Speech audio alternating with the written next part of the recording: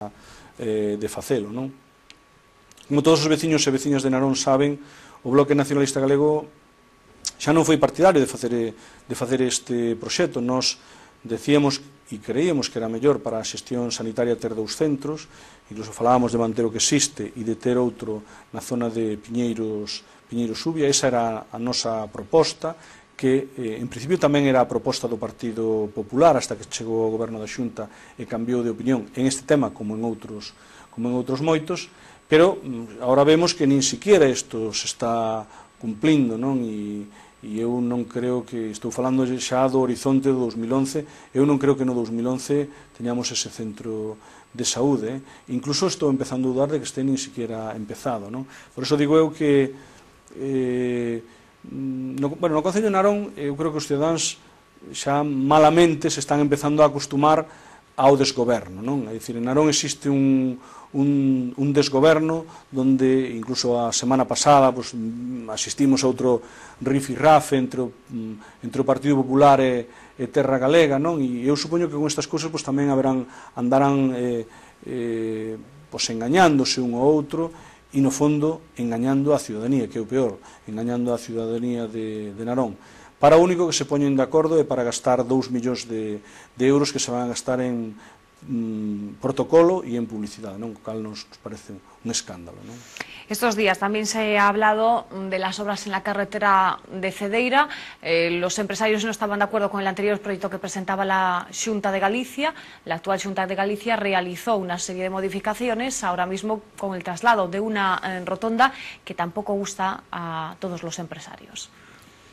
Ben, este é un proxecto difícil, complicado, un proxecto que xa era un proxecto que naceu co anterior goberno na Xunta, donde en principio tanto Terra Galega como o Partido Popular boicotearon e puxeron pegas, non? Quer dizer, era un proxecto que incluso o BNG, a pesar de que estaba cogobernando na Xunta, e esa non era unha área da nosa responsabilidade, pero que nós tamén detectamos que tiña defectos, que era mellorable, nos sentamos e falamos de melloralos, en aquel momento se boicoteou, non?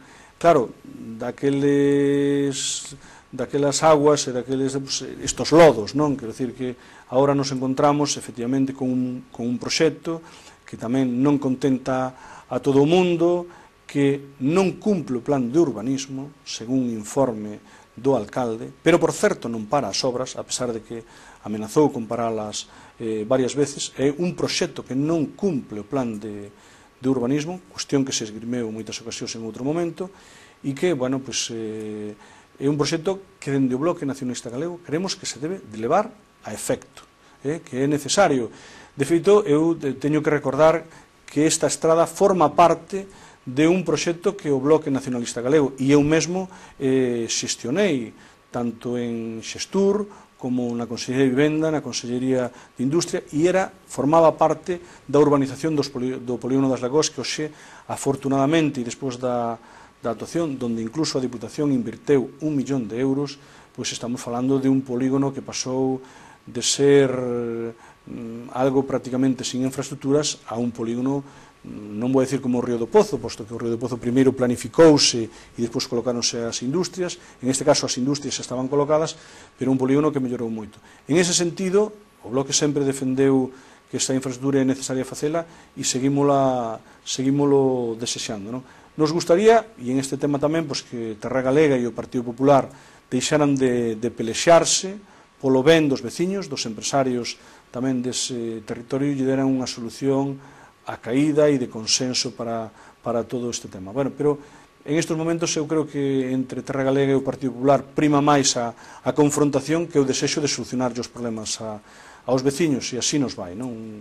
Un concello totalmente á deriva, non? Bueno, gracias a Pablo Villamar, vicepresidente de la Diputación Provincial de A Coruña y portavoz del Grupo Municipal de Narón del BNG, por estar hoy con nosotros aquí en Espacio Abierto. Nosotros, ya lo saben, volvemos mañana con un nuevo invitado. Disfruten de lo que queda del día. Hasta mañana.